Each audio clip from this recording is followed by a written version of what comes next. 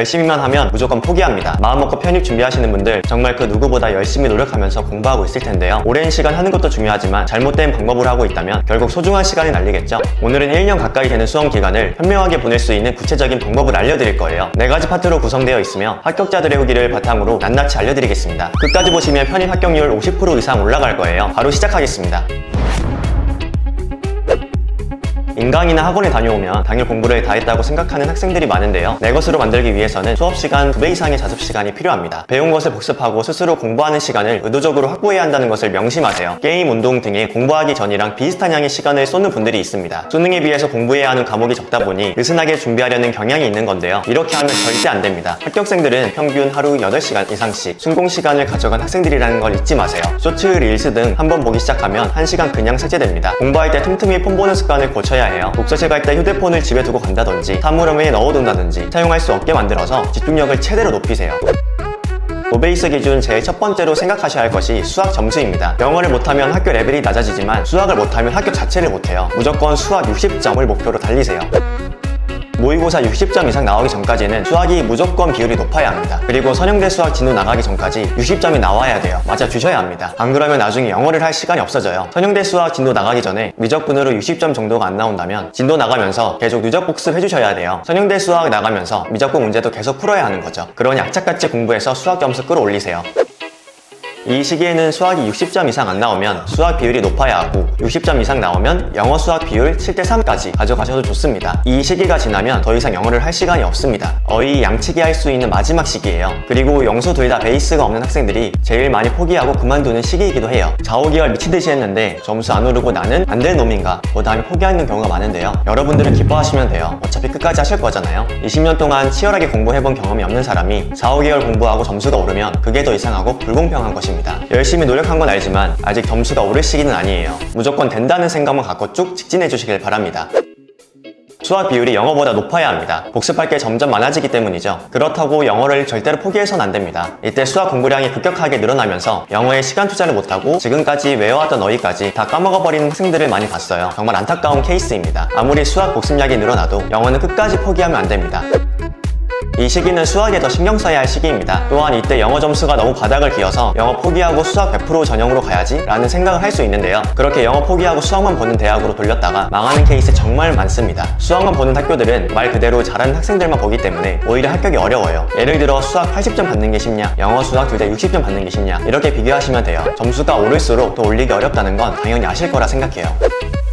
영어는 문법보다는 어휘 독해의 시간을 투자하세요. 영어 포기하는 순간 편히 포기한다는 마음가짐으로 임하세요. 많은 인문계생들이 실수를 합니다. 바로 문법 공부에 과한 시간을 쏟아붓는 건데요. 문법을 공부하는 이유가 뭘까요? 독해 논리를 잘하기 위해서입니다. 문법 출제 비율 자체는 10%밖에 안 돼요. 그러니까 독해에 도움되는 문법 위주로 공부해 주시고 독해를 잘하려면 당연히 단어도 필수겠죠. 단어를 꾸준히 가져가면서 결국 독해를 잘하기 위한 공부를 하셔야 합니다.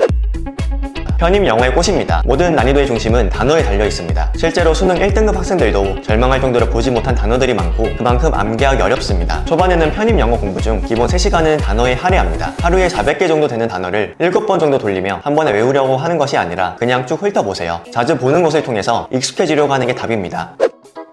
문법은 비중이 크지 않아요. 학원, 인강 강사님들 중 문법 위주로 가르쳐주시는 분들을 선택하여 핵심만 여러 번 공부하면 됩니다. 다시 한번 말하지만 독해에 필요한 문법만 효율적으로 공부하세요. 가장 큰 비중을 차지하는 독해입니다. 독해를 못하면 아무 소용도 없고 모든 학교에서 불합격입니다. 독해는 말 그대로 지문을 해석해서 문제를 푸는 유형과 문맥을 파악하는 논리 문제가 있는데요. 먼저 지문 해석 잘하기 위해서는 구문을 잘 알아야 합니다. 한 문장이 5줄 이러면 무슨 뜻인지 알 수가 없어요. 그래서 구문 독해, 문법이 중요하다는 얘기가 나오는 거예요. 구문은 굳이 어려운 걸 할 필요가 없고 본인 수준에 맞는 기본서 하나 골라서 10번 이상 보면 됩니다. 논리 문제는 문제풀이 전략이 존재하는데요. 절대 독학하면 안 되고 최소한 인강이라도 보고 스킬을 익히셔야 해요. 전부 다 해석이 된다고 해도 안 풀리는 문제 수두룩 합니다. 논리 강의는 개인적으로 김영편입 정병건 선생님 강의를 들어보시는 걸 추천드려요. 그리고 위 영상 보시면 편입 영어 인강 강사분들에 대한 자세한 정보를 확인하실 수 있어요.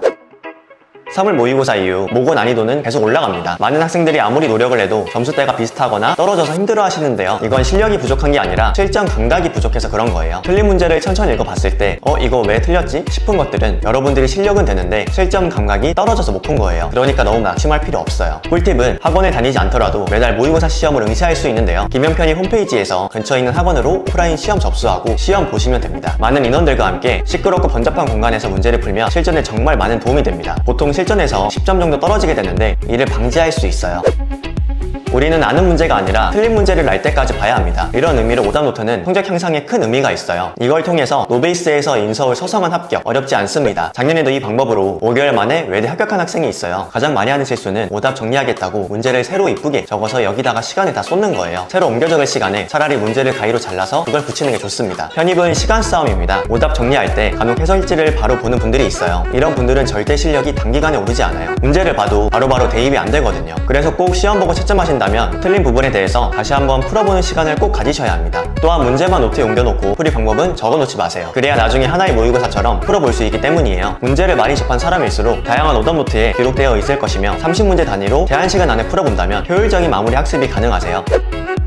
다른 과목 공부하기입니다. 수학, 영어 중 그래도 본인이 자신 있어 하는 이해가 잘 되어서 수월하게 진행했던 부분이 있을 겁니다. 그 부분을 다시 복습하면서 멘탈을 가다듬는 방법이 있습니다. 다시 공부할 수 있는 에너지를 주고 머릿속의 분위기를 바꾸는 방법으로 효과적입니다. 짜투리 시간 활용하기입니다. 안 풀리는 문제를 만났을 때 두려워 마시고 작은 노트에 적어두고 넘어가는 방법입니다. 수업 들으러 갈 때, 밥 먹을 때 수시로 보면서 다시 생각해보세요. 다른 방향으로도 문제에 대해 생각하고 자다가도 꿈에서 해결하는 모습이 있어야 합니다. 이 정도로 편입에 대한 생각이 있어야 합격하실 수 있는 거예요. 정말 간단하고 당연한 건데 이 부분을 망설이는 분들이 많습니다. 혼자 공부하시는 분들은 주변에 도움을 받을 수가 없어서 많이 힘들어 하실 거예요. 그럴 때마다 커뮤니티를 통해 비슷한 수준의 학생들은 어떻게 생각하는지 찾아보면서 공부하시길 바랍니다. 인생편이 카톡 채널도 항상 열려있으니 실컷 이용해주세요. 앞에서 공부법에 대한 이야기를 많이 했는데요. 이보다 훨씬 더 중요한 건 꾸준함과 성실함입니다. 편입시험은 성적이 그냥 고지고대로 오르는 게 아닙니다. 공부한 만큼 오르지가 않아요. 대신 처음에 미약하다 나중에 가서 확 오르는 그런 경험을 한 학생들이 많은데요. 마지막까지 포기하지 말라는 이유가 그것입니다. 꾸준히 올바른 방법으로 준비했다면 포텐이 터질 수밖에 없어요. 그렇기 때문에 컨디션 관리하면서 포기하지만 않는다면 합격하는 게임이에요. 장담 드립니다. 실제로 제가 말한 비율을 지킨다고 해서 합격을 하는 것도 아니고 안 지킨다고 해서 불합격하는 것도 아닙니다. 다만 모두들 궁금해하시니 참고용으로 말씀드렸고 실제로 이 방법들로 합격하신 분들이 훨씬 더 많겠죠. 합격의 여부는 공부 비율이 아니라 누가 엉덩이 붙이고 오래 앉아 순공부 시간을 늘리느냐의 싸움입니다. 항상 이 점을 명심하시고 공부하시면 분명 원하는 대학에 다니고 있는 자신을 발견할 거예요. 목표에 맞는 노력을 통해 영상을 보시는 모든 분들이 합격하셨으면 좋겠습니다. 시청해주셔서 감사합니다. 인생편입 동호 멘토였습니다.